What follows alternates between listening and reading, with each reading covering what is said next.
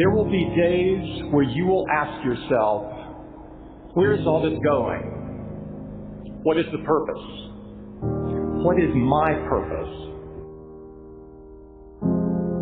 In high school, I thought I'd discover my life's purpose when I could answer that age-old question, what do you want to be when you grow up? Nope. In college, I thought I would discover it when I could answer, what's your major? Not quite. I thought that maybe I'd discover it when I found a good job. Then I thought I just needed to get a few promotions. That didn't work either. I kept convincing myself that it was just over the horizon, around the next corner. Nothing worked, and it was really tearing me apart. Part of me kept pushing ahead to the next achievement, and the other part kept asking, is this all there is? I've often said that I wish people could realize all their dreams and wealth and fame, and so that they could see that it's not where you're going to find your sense of completion. I realized one night in LA that the purpose of my life had always been to free people from concern. I can tell you from experience, the effect you have on others is the most valuable currency there is. When you work towards something greater than yourself, you find meaning, you find purpose. When you keep people at the center of what you do, it can have an enormous impact. All life is interrelated. We are all bound together into a single garment of destiny. But under the sky, under the heaven, man, there is but one family. It just so happened, man, that people are different. That's the only thing that's important, really. Letting each other know we're here. Reminding each other that we're part of a larger self. Deep inside of you lives a hero who wants to do something great with your life, who wants to inspire other people, who wants to do creative work, who wants to change the world. Maybe you're so numbed out that you've forgotten who you truly are. The fact that you are alive today means there is a mighty call on your life to do something with the rest of your life. When you're convinced that your cause is right, have the courage to take a stand. Use your minds and hands and your hearts to build something bigger than yourselves. If you see a problem or an injustice, recognize that no one will fix it but you. A change in the world that seems so clear that you are sure someone else is going to do it. But they're not. You will. Ideas don't come out fully formed. They only become clear as you work on them. You just have to get started. How will you serve the world? What do they need that your talent can provide? That's all you have to figure out. I want to do good. I want the world to be better because I was here. I want my life, I want my work, I want it to mean something. If you are not making someone else's life better, then you're wasting your time. When you wake up in the morning and your life means something to somebody other than you, that you have a purpose. If you don't go do the things that you're going to do, people's lives will suffer. To live in service, not to you, but to live in service to humanity, to live in service to your family, to your church, to your city, to your country, to the world, that is the purest form of joy. Tear down that mirror that makes you always look at yourself, and you will be able to look beyond that mirror. And you will see the millions of people that need your help. Reaching out and helping people will bring you more satisfaction than anything else you've ever done. Measure your impact on humanity not in lives, but in the lives you touch. Not in popularity, but in the people you serve. There is so much out there conspiring to make you cynical. People will try to convince you that you should keep your empathy out of your career. Don't let that noise knock you off course. I found that my life got bigger when I stopped caring what other people thought about me. Yours will too. Stay focused on what really matters. When I look around, I always learn something, and that is to be always yourself. And to express yourself, to have faith in yourself, to express oneself honestly, not lying to oneself, and to express myself honestly. That, my friend, is very hard to do. Everything you gain in life will rot and fall apart, and all that will be left of you is what was in your heart. Don't let anything stand in the way of the light that shines through this form. Risk being seen in all of your glory. You are ready and able to do beautiful things in this world. You will only ever have two choices, love or fear. Choose love, and don't ever let fear turn you against your playful heart. Many things can contribute to our not approving our dreams, our not feeling good enough. A lot of things can contribute to that. Many of us never live up to our potential or don't approve ourselves because we never had anybody to believe in us. Looking at some of the things that keep us from approving ourselves, that we've all done some things that we don't feel good about. Things that if we had to do those things over again, we would not do those things, or we would do things differently. So part of what we must do in order to begin to move into your greatness, you got to remove a major energy block. And that is dealing with the issue of forgiveness. People that have hurt you, someone who's done you wrong. Make a list and things that you have done that you feel bad about, that you regret. Make a list.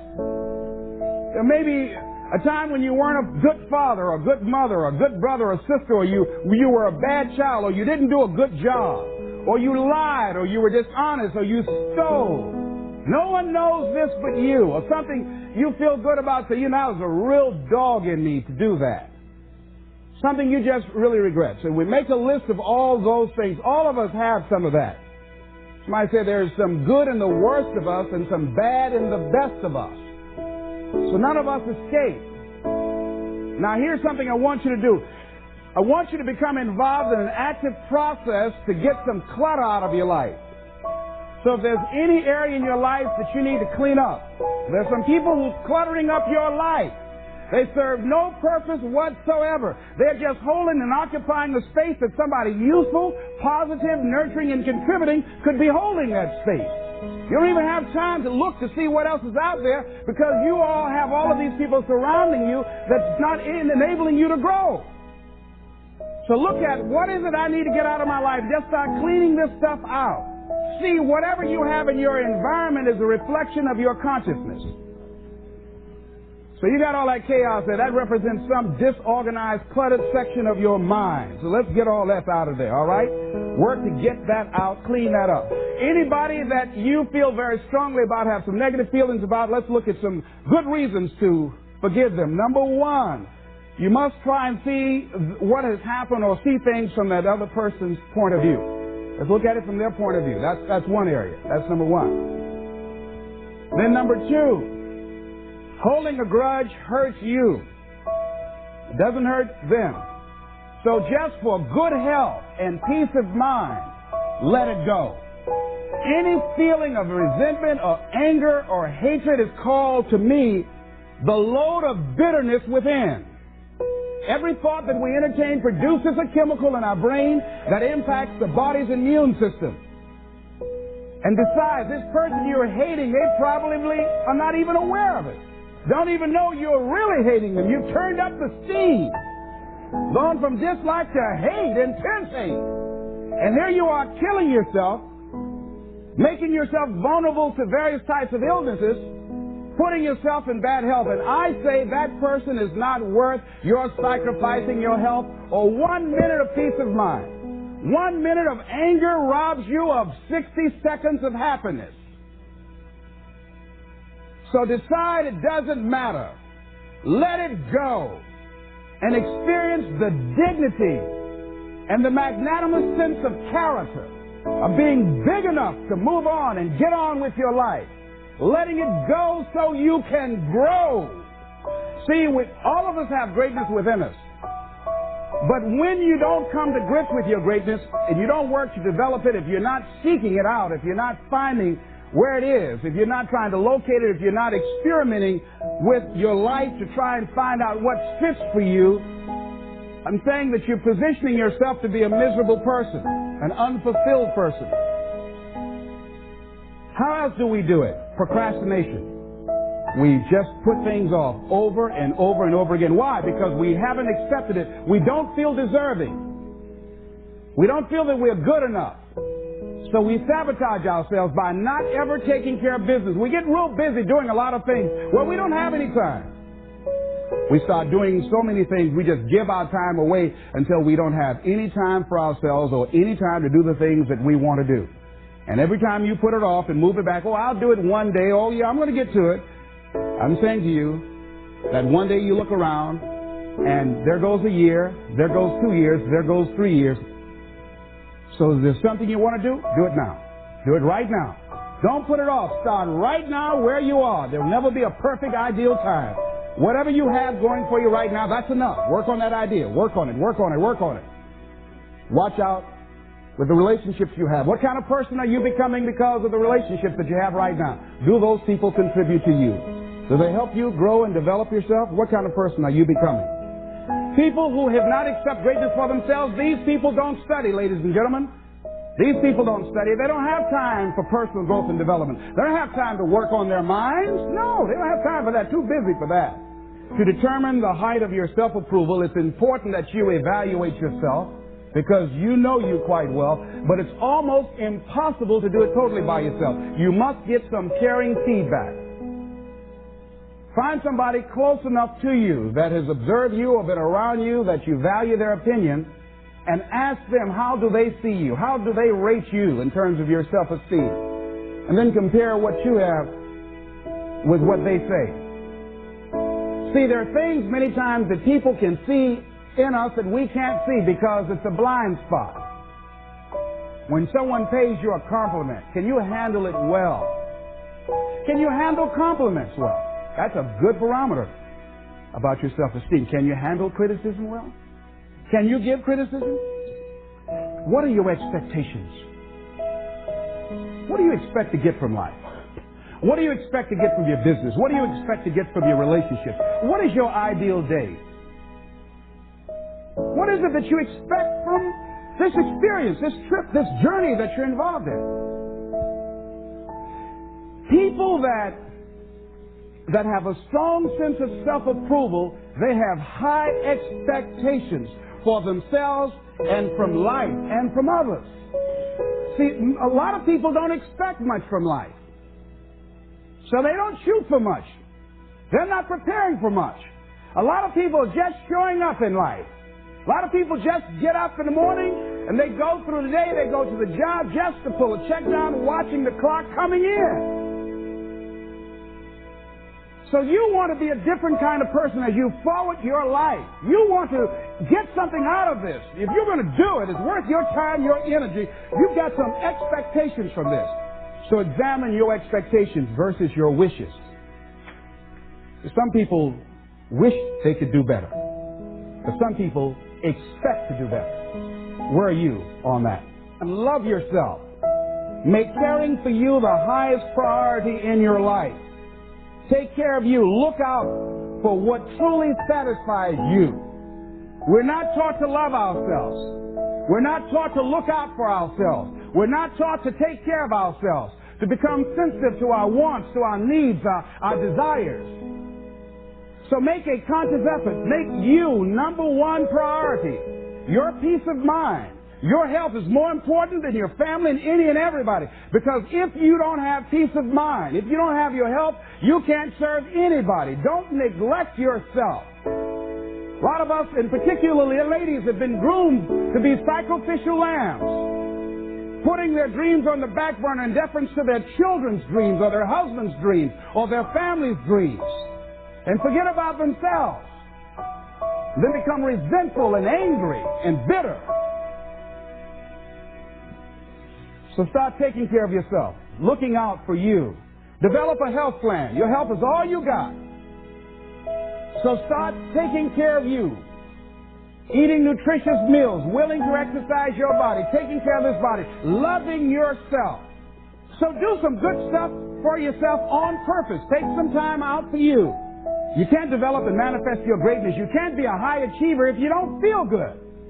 You don't take care of yourself. It takes the edge off your life. It helps you to manage things rather than allowing them to manage you. Gives you more personal power to deal with stuff. Take care of you. Now here's something else I suggest for you.